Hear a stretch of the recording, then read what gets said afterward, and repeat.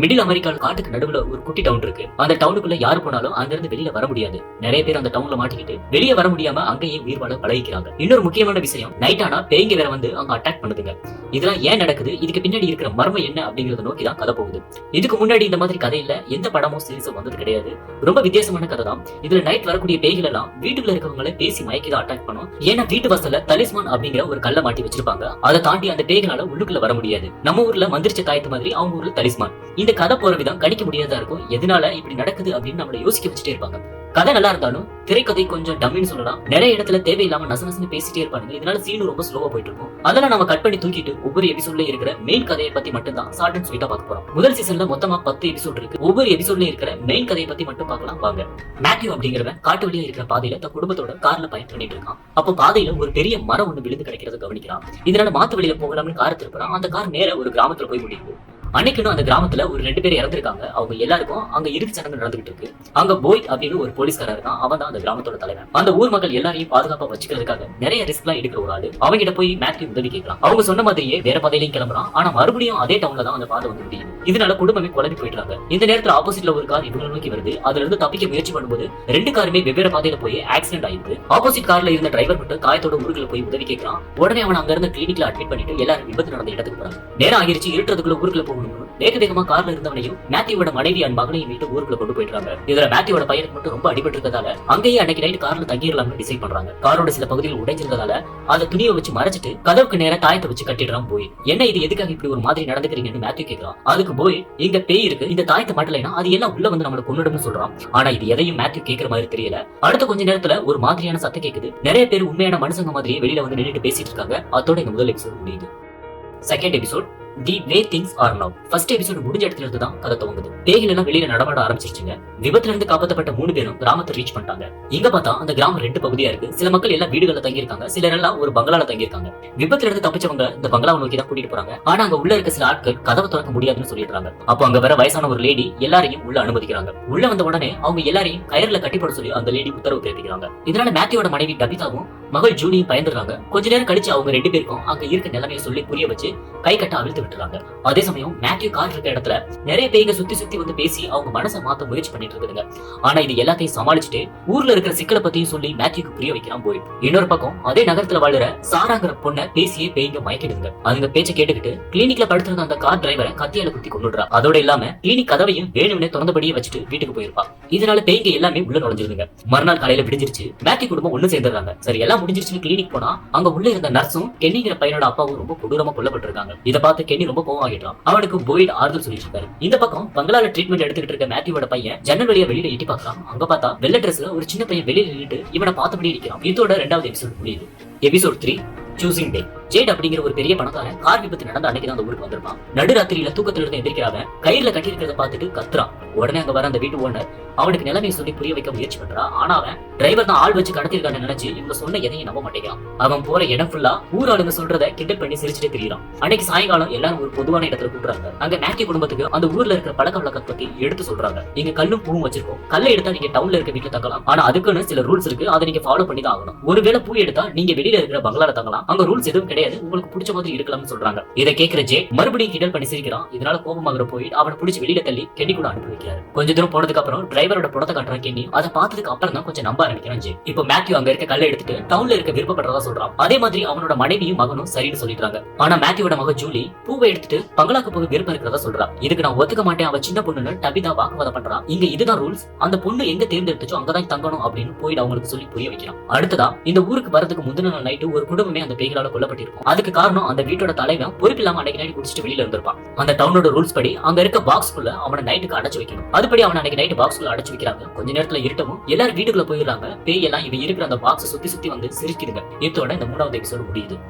Episode number 4 A Rock and Far Away. அடுத்த நாள் காலையில பாக்ஸ்ல இருந்த அந்த ஆளை பேய்கள் எல்லாம் ரொம்ப மோசமா கொலை பண்ணிருக்காங்க. அந்த கழிவுகளை எல்லாம் போயிட்டு அங்க இருந்து அப்புறப்படுத்திட்டு இருக்காங்க. அங்க வர பாதிரியார் ஒருத்தர் கடைசி 3 மாசமா எந்த இறப்புமே நடக்கல. ஆனா பாரு லாஸ்ட் 2 நாள்ல 6 பேர் செத்துட்டாங்க. மக்கள் எல்லாருமே ரொம்ப பயந்து போயிருக்காங்க. எல்லாரும் ஒன்னதான் நம்பி இருக்காங்க. அப்படி இப்படின்னு பேசி 2 பேர் இங்க வந்து பழைய கதையெல்லாம் கிளறிட்டு இருக்கான். ஆனா அது எதையவே கண்டுக்காத போயிட்டு எல்லாம் ஒன்னாலதான் அங்க இருந்து போயிடும் சொல்லி அவன் மேல கோச்சுக்கிறான். அந்த வழியா கேண்டீனுக்கு போற மேத்யூ பையனுக்கு சாப்பாடு வாங்கி கொடுத்துட்டு உள்ள இருந்த பாத்ரூம்குள்ள போறான். அப்ப அங்க வர விக்டர் நீ ஜன்னல் வழியா பார்த்த பையன் இவனானு பாருன்னு சொல்லி இவன் வரைஞ்ச ஒரு ஓவியத்தை காட்டுறான். அதை பாக்குற அந்த சின்ன பையன் ஈத்தனும் ஆமான்னு சொல்றான். அதுக்குள்ள அங்க வர மேத்யூ விக்டரை பிடிச்சி வெளியில தள்ளி இனிமே இந்த மாதிரி என் பையனை சந்திக்கிற வேலை வச்சுக்காதுன்னு சொல்லி மிரட்டி அனுப்பான். அங்க இருந்து பயந்த மாதிரி கிளம்புற விக்டர் கொஞ்ச நேரம் கழிச்சு மேத்யூவோட வீட்டுக்கு பின்னாடி நின்று ஈத்தனை கூப்பிடுறான். அவனும் சரின்னு விக்டர் கூட கிளம்பி 2 பேரும் காட்டுக்குள்ள போறாங்க. அப்ப 2 பேரும் அந்த வெள்ளை ட்ரெஸ் போட்ட பையனை பார்த்துட்டு அவனை ஃபாலோ பண்ணிட்டே போயிட்டு இருக்காங்க. கொஞ்ச நேரத்துல அவன் காணாம போயிடுறான். இந்த நேரத்துல ஈத்தன் வீட்டுல இருந்து சுதாரிச்சுட்டு மேத்யூ அவன் மனைவி வெளியில ஃபுல்லா தேடிட்டு இருக்காங்க. அப்போ விக்டர் காட்டுக்குள்ள இருக்கிற அதிசய மரத்தோட ரகசியத்தை பத்தி ஈத்தட்ட சொல்லி அவன் அங்க கூட்டிட்டு போறான். அந்த மரத்துக்குள்ள ஒரு கல்லை தூக்கி போடுறான். ஆனா அந்த கல்லு கொஞ்ச நேரத்துல மேல இருந்து வந்து விழுகுது. இது மாதிரி இதுக்குள்ள நுழைஞ்சா நம்மள வேற எங்கேயாவது கொண்டு போய் விடும்னு அந்த சின்ன பையன்ட்ட எக்ஸ்பிளைன் பண்றான். அப்ப திடீர்னு நாய் ஒன்று குறைக்கிற சத்தம் அதை கேட்டதும் விக்டர் பயப்பட ஆரம்பிக்கிறான். அவனுக்கு பழைய நினைவுகள் எல்லாம் ஞாபகத்துக்கு வந்துட்டு போகுது. அந்த நினைவுல எங்க பார்த்தாலும் இறந்த பொணங்களா கிடக்கு. அதுங்களுக்கு நடுவுல ஒரு வெள்ளை ட்ரெஸ் போட்ட பையனும் அவங்க கூட ஒரு நாய் நிக்குது. அவங்க 2 பேர்த்தையும் சின்ன பையனா இருக்கிற விக்டர் பேச முயற்சி பண்றான். ஆனா அவங்க கிட்ட இருந்து சிரிப்பு மட்டும் தான் பதிலா வருது. நாய் ரொம்ப நேரம் கத்திட்டே இருக்கவும் விக்டர் தான் வச்சிருந்த துப்பாக்கியை வேகமா வெளியில எடுத்து வானத்தை நோக்கி சுடுறான். உடனே நாய் அங்க இருந்து ஓட்ட பிடிக்குது. அதே சமயம் மேத்யூ அந்த இடத்தை ரீச் பண்ணி தன்னோட பையனை கூட்டிட்டு போயிடுறான். சாயங்காலம் எல்லாரும் குடும்பத்தோட கேண்டீன்ல சாப்பிட்டுட்டு இருக்காங்க. அப்ப திடீர்னு சாராவோட கையில நரம்பெல்லாம் புடைச்சிக்கிட்டு வெளியில வருது. அதுல அந்த சின்ன பையனை கொலை பண்ணு அப்படின்னு சாராக்கு நியூஸ் வருது. அதோட அவ வடிப்பு வந்து கீழே விடுறா. இதனால அந்த இடமே ஒரே பரபரப்பா இருக்கு. அதே சமயம் பங்களாக்கு வெளியில விக்டர் 6 சவக்குடி நோண்டிட்டு இருக்கான். இது அங்க தங்கி இருக்க எல்லாரும் ரொம்ப பயத்தோட பாத்துட்டு இருக்காங்க. இதோட 4வது எபிசோட் முடியுது. எபிசோட் 5 சில் அவுட்ஸ். மயங்கி விழுந்த சாரா ஹாஸ்பிட்டல்ல ட்ரீட்மெண்ட் எடுத்துட்டு இருக்கா. அப்ப மறுபடியும் அவளோட கையில நரம்பு புடைச்சிட்டு வருது. அந்த சின்ன பையனை கொலை பண்ணிட்டா எல்லாரும் இங்க இருந்து வீட்டுக்கு போயிடலாம் அப்படின்னு அவகிட்ட பேசுது. அடுத்த சீன் மேக்கி வீட்டுக்கு போற சாரா ஈத்தனை கூட விளையாட அனுப்புறீங்களா அப்படின்னு கேட்கறான். அவங்களும் வீட்டுக்கு வெளியில விளையாட சொல்லி அனுப்புறாங்க. கொஞ்ச நேரம் கழிச்சு என்னோட வீட்டுக்கு கூட்டிட்டு போவா, அங்க நிறைய ஆடுகள் இருக்கு அப்படின்னு சொல்றா. அப்படின்னு நானும் வரேன் அப்படின்னு டபிதாவும் அவங்களோட கிளம்பிடுறான். அங்க போனதும் டபிதாவை ஒரு ரூமுக்குள்ள அடைச்சு வச்சுட்டு கத்தியோட ஈத்தனை கொல்றதுக்காக போயிட்டு இருக்கா சாரா. இதுக்கிடையில அங்க இருக்கிற பாதிரியாரை சந்திக்கிற சாராவோட சகோதரன் பேய்கள் கூட அவளுக்கு இருக்கிற தொடர்பு பத்தியும் அதனால அவ பண்ணின கொலைகள் பத்தியும் எடுத்து சொல்றான். உடனே இதை கேட்டு பதறி போன பாதிரியார் வேகமா சாராவை சந்திக்க கிளம்புறாரு. கேண்டீன்ல இருக்க வேண்டிய சாரா அங்க இல்லைன்னு தெரிஞ்சதும் அவளோட சகோதரன் வேகமா தோட்டத்துக்கு போறான். அங்க அவ கத்தியை வச்சுட்டு ஈத்தனை கொலை பண்ண முயற்சி பண்ணிட்டு இருக்கா. இதை தடுக்க முயற்சி பண்ணும்போது தவறி போய் கத்தி அவ தம்பியோட கழுத்துல பட்டு அவன் அந்த இடத்துல இறந்து போயிடுறான். ஈத்தன் அங்க இருந்து தப்பிச்சு ஓட்ட முடிக்கிறான். இதனால மறுபடியும் டவுன் ஃபுல்லா பரபரப்பாகிடுது. இந்த சம்பவம் கேள்விப்பட்டு ஓடி வர மேத்யூ டபிதாவை காப்பாத்திட்டு சாரா எங்க அப்படின்னு போயிட்டு கேட்கிறான். அவன் தப்பிச்சு காட்டுக்குள்ள ஓடிட்டான்னு பாதிரியார் சொல்றாரு. அவன் எப்படி இருட்டு போது திரும்பி வருவா, அப்ப அவளுக்கான தண்டனை இருக்கு. ஒருவேளை வரலைன்னா வெளியில இருக்கிற பேய்கள் அவளுக்கு தண்டனை கொடுத்துரும் அப்படின்னு போயிட்டு சொல்றான். இதோட 5வது எபிசோடு முடியுது. Episode number 6 book 74. டவுனுக்குள்ள இருக்கிற ஆலயத்துல ஜெபம் நடந்துட்டு இருக்கு. ஜெபம் முடிஞ்சு எல்லாரும் வெளியில போயிடுறாங்க. கதவை மூடிட்டு கையில ஒரு சின்ன விளக்கு மட்டும் பிடிச்சிட்டு பாதிரியார் உள்ளுக்குள்ள இருக்கிற இன்னொரு அறைக்குள்ள போறாரு. அங்க பார்த்தா கை கால் வாயெல்லாம் கட்டப்பட்ட நிலைமையில சாரா இருக்கா. இதே பாதிரியார் தான் அவ காட்டுக்குள்ள தப்பிச்சு ஓடி போயிட்டான்னு சொல்லியிருப்பாரு. அவகிட்ட பேச்சு கொடுக்க ஆரம்பிக்கிற பாதிரியார் அந்த பேய்களை பத்தி விசாரிக்க ஆரம்பிக்கிறாரு. உடனே கத்த ஆரம்பிக்கிற சாரா ஒரு பேப்பர் வாங்கி அதுல ஒரு டிராயிங் வரைஞ்சு காட்டுறான். நீங்க இந்த ஊருக்கு வந்ததுல இருந்து உங்களுக்கு அந்த பேய்கள் எல்லாம் கவனிச்சுக்கிட்டே தான் இருக்குது. நீங்க வெளியில புதைச்சு வச்சிருக்க ரகசியம் வேற அதுங்களுக்கு தெரியும் அப்படின்னு சொல்றான். டிக்கெட் ஷாக்கான பாதிரியார் வேகமா வெளியில போய் தான் புதைச்சு வச்சிருக்க ரகசியத்தை வெளியில எடுத்து பாக்குறாரு. அதுக்குள்ள ஒரு சரக்கு பாட்டில் அப்புறம் ரத்தம் வெடிஞ்ச ஒரு சட்டை ஒண்ணு இருக்கு. அதுல இருந்தே அந்த ஆளு வெளியில ஏதோ பெரிய தப்பு பண்ணிட்டு ஓடி வந்தவர் அப்படிங்கறத நம்ம புரிஞ்சுக்கலாம். மேத்யூ தான் வீட்டுல இருக்கிற கரண்ட் வர்ற வயரை கலட்டி பாக்கலாம். ஆனா அதுக்குள்ள எதுவுமே இல்ல, வெறும் கூடு மட்டும் தான். இது வழியா எப்படி கரண்ட் வருது, இதுக்கு பின்னாடி ஏதோ இருக்கு அப்படின்னு மனைவி கிட்ட சொல்றான். அப்போ திடீர்னு அங்க வர ஜே எனக்கு உன்னோட உதவி தேவை, என்னோட கார்ல இருக்க பேட்டரி அண்ட் ரேடியோ வச்சு நம்ம வெளியில இருக்க ஆட்களை தொடர்பு கொள்ளலாம் அப்படின்னு ஐடியா சொல்றான். சரி அவனுக்கு உதவி பண்ண சம்மதம் சொல்றான் மேத்யூ. அதே மாதிரி வெளியில இருக்க உயரமான மரத்துல ஆண்டனாவை ஏறி செட் பண்றதுக்காக 2 பேரும் கிளம்பிடுறாங்க. அவனுக்கு அந்த பக்கம் போனதும் டபிதா அந்த வயர் போய் முடிகிற இடத்தை கண்டுபிடிக்கிறதுக்காக வீட்டுக்குள்ளேயே புலி நோட்ட ஆரம்பிக்கிறான். ஆனா அது முடிவில்லாம போயிட்டே இருக்கு. இந்த பக்கம் மரத்து மேல ஏறி மேத்யூ ஆண்டனாவை செட் பண்ணிட்டு இருக்கான். மரத்துக்கு கீழே நின்றுட்டு இருக்க அவன் மேல திடீர்னு ரத்தமா வடிய ஆரம்பிக்குது. எங்க இருந்து வருது அப்படின்னு பார்த்தாலா மேல இறந்தவங்களோட பொணமா தொங்குது. அதை பார்த்துட்டு இருக்கும்போது ஒருத்தன் துப்பாக்கியோட விரட்டுறான். அதுல மிரண்டு போய் காட்டுக்குள்ள ஓட்டம் பிடிக்கிறான். அதுக்குள்ள கீழே வர மேத்யூ அவன் அதுல இருந்து எழுப்பி விடுறாரு. அன்னைக்கு நைட் இருட்டிடுது, எல்லாரும் தூங்க போயிட்டாங்க. ஒருத்தன் அவனோட ரூம்ல நின்னுக்கிட்டு வெளியில இருக்க பேய் கூட லவ் பண்ணிட்டு இருக்கான். ரொம்ப நாள் பூ மட்டும் கொடுத்துட்டு இருக்கியே, எப்ப என்ன உள்ள கூப்பிடுவேன் அப்படின்னு சிரிச்சுக்கிட்டே கேக்குது அந்த பேய். அதோட அந்த எபிசோடு முடியுது. Episode number 7 all good things. Wire எங்க இருந்து வருதுன்னு கண்டுபிடிக்கிறதுக்காக மத்தியானம் வீட்டுக்குள்ள குடி தோண்ட ஆரம்பிச்சு டபிதா நைட் ஆகியும் அதை நிறுத்தாம தோண்டிட்டே இருக்கா. வீட்டுக்கு நடுவுல பெரிய கிணறு அளவுக்கு குடி தோண்டியாச்சு. ஆனா இன்னும் வயர் எங்க இருந்து வருது அப்படிங்கறத கண்டுபிடிக்க முடியல. அதே நைட் பங்களால ஃபாத்திமா அப்படிங்கிற ஒரு பொண்ணு டவுனுக்கு வந்து 1 வருஷம் ஆனதை எல்லாரும் விழாவை எடுத்து செலிப்ரேட் பண்ணிட்டு இருக்காங்க. அப்போ பேயை காதலிச்சிட்டு இருக்க அந்த லவர் பாய் தன்னோட ரூமுக்கு போறான். ஜன்னலுக்கு வெளியே நிக்கிற அந்த பேய் நீ என்ன உள்ளே விட மாட்டேங்கிற அப்படின்னு அவன் மேல கோச்சுக்குது. அதுக்கு இறக்கப்படுற அவனும் ஜன்னல் திறந்து விட்டு உள்ள வச்சிடலாம் அப்படிங்கிறான். உள்ள வர பேய் ரொமான்ஸ் ஆரம்பிச்சு கொஞ்ச நேரத்துல அவனை காலி பண்ணிடுது. அவனை காலி பண்ணதோட இல்லாம ஜன்னலை நல்லா திறந்து விட்டு மத்த எல்லா பேயுமே உள்ள வர வைக்கும். உள்ள நுழையிற பேய்க்கு கொஞ்சம் கொஞ்சமா வீட்டுக்குள்ள இருக்கிற எல்லாரையும் விரட்டி கொலை பண்ண ஆரம்பிச்சிருக்கு. அதுங்களை பார்த்து அங்க இருக்க எல்லாருமே பயந்து தெரிச்சு ஓடுறாங்க. ஒரு சிலர் கார்ல ஏறி அங்க இருந்து டவுன் பக்கமா நோக்கி கிளம்புறாங்க. இன்னொரு பக்கம் போலீஸ் ஸ்டேஷனுக்கு போற பாதிரியார் அவன் புதைச்சு வச்சிருந்த ரகசிய பைக்கு பின்னாடி இருக்கிற கதையை பத்தி சொல்றான். அதோட இல்லாம அந்த பை பத்தின ரகசியம் யாருக்குமே தெரியாது. ஆனா சாராக்கு இதை பத்தி தெரிஞ்சிருக்கு. அவளுக்கு பேய்கள் கூட பேசின வழக்கம் இருக்கு. நிச்சயமா அவளால் நமக்கு உதவி பண்ண முடியும் அப்படின்னு சொல்றான். இதை கேட்டு அதிர்ச்சியகர போய் துப்பாக்கியை எடுத்து நீட்டி சாராவை எங்க மறைச்சு வச்சிருக்க அப்படின்னு கேட்கறான். அதுக்கு அந்த பாதிரியாரும் இருக்கிற இடத்த சொல்லிட்டு அவளால் நிச்சயமா நமக்கு ஒரு விடிவுகாலம் பிறக்கும் அப்படின்னு சொல்லிட்டு இருக்கான். இந்த நேரத்துலதான் கார்ல அங்க இருந்து தப்பிச்சு எல்லாருமே வந்து சேர்ந்துடுறாங்க. வேக வேகமா 2 பேர் வெளியில போய் அவங்க எல்லாரையும் காப்பாத்திட்டு இருக்கும் போது திடீர்னு பின்னாடி வர ஒரு பேய் பாதிரியாரை தாக்கிட்டு இதுல அந்த பாதிரியார் அந்த இடத்துல இறந்துடுறாரு. இதோட இந்த எபிசோட் முடியுது.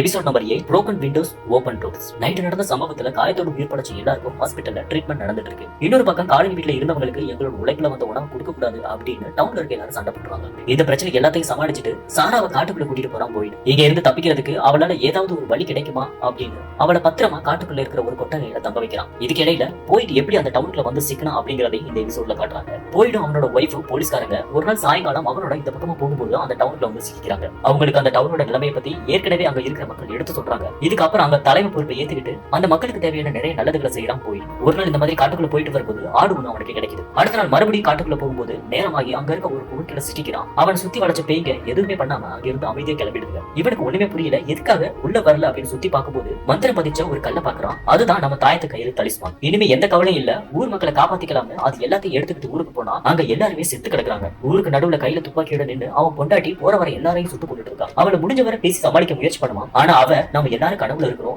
இங்க செத்தாதான் கனவுல இருந்து முடிப்போம் அப்படின்னு சொல்லிட்டு மறுபடியும் சுட முயற்சி பண்ணுவான். ஆனா அதுக்குள்ள போயிட்டு அவளை துப்பாக்கியால சுட்டு கொண்டுறான். இதோட பிளாஷ்பேக் முடியுது. இப்ப ட்ரெஸ் எல்லாம் பேக் பண்ணிட்டு காட்டுக்குள்ள போற போயிட்டு அவனோட பையன் பின்னாடியே ஃபாலோ பண்ணிட்டு போறான். கொஞ்ச நேரத்துல சாரா அங்க இருக்க வீட்டுல உயிரோட இருக்கிறத கவனிச்சு அவங்க அப்பா மேல கோபமாகலாம். ஆனா அவனுக்கு பக்குவமா பேசி புரிய வச்சுட்டு அங்க இருந்து சாராவை கூட்டிட்டு காட்டோட மையப்பகுதியை நோக்கி கிளம்புறான் போயிட்டு. இதோட இந்த எபிசோட் முடியுது. Episode number 9 into the woods.